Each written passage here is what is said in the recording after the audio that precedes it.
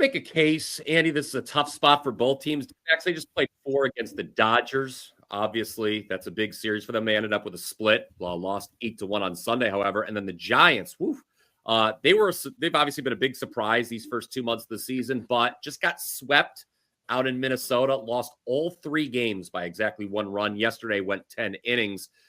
But as I broke down Monday's series opener, I am not really enamored with either of these starting pitchers. Arizona's going with Merrill Kelly. He's been far worse on the road. That's what you need to know about him. 5.31 ERA versus 3.25 at home. San Francisco's going with Justin Verlander. He has a hot wife, but he just doesn't strike out batters like he used to.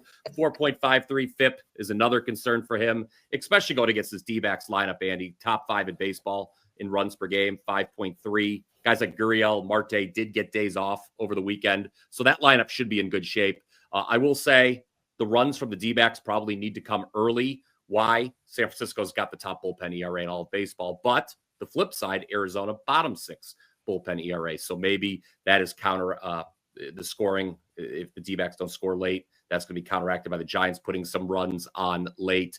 So, I like the over 8 in this NL West matchup. The NL West, save for the moribund Colorado Rockies, a very, very difficult division this year.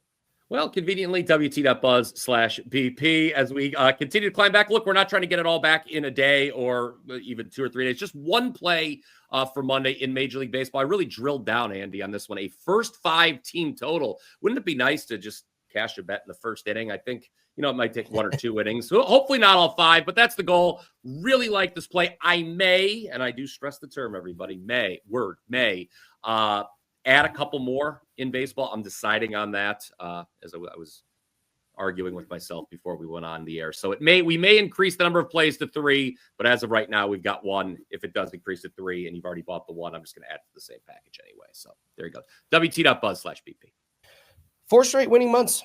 Open 2025. Congratulations, man. You and I in the same boat. That's really, really hard to do. That is really hard to do. So congratulations for that. I know May, you said that May hasn't started off great, but we're just getting started. And this is why I love measuring the month. Like I used to do the bankroll reset every 7 days. I was like, that's too small of a sample size. Let's do a month, because you can survive a bad week. You can survive 2 bad weeks in a month. So talk to us a little bit, and definitely talk to us about soccer, because we want to point people in the right direction. What's running good? What's been proven to be a short-term and long-term winner? And for you, it's absolutely soccer. You went 5-2 over the weekend. Yeah, so it was a 4-2 weekend overall, all sports. So that has us pretty close. Plenty of time to finish in the black here for a 5th straight month. Soccer, number 1 last 365 days. I mentioned the 4% best bet yesterday. It was actually, like I said, my only play on Sunday at 8-1 with soccer plays rated 4% or higher. 14-4-1 last 19 soccer overall. You go back even a little bit more than a year, I'm up 58.9 units in soccer. Hopefully going to have something in La Liga midweek. And then if you want to jump on for 3 days, 7 days, even 30 days, all sports, I already know what my $5 play for Tuesday is going to be in the NBA playoffs. So that's good. That'll be nice. Pretty early this evening. And if, one last thing before we get to the baseball game, if for some reason you're watching this and say, what I want to do is watch more Brian Power on video, there is always, of course, the Power 5 and Morning Wager each and every day here on Wager Talk TV.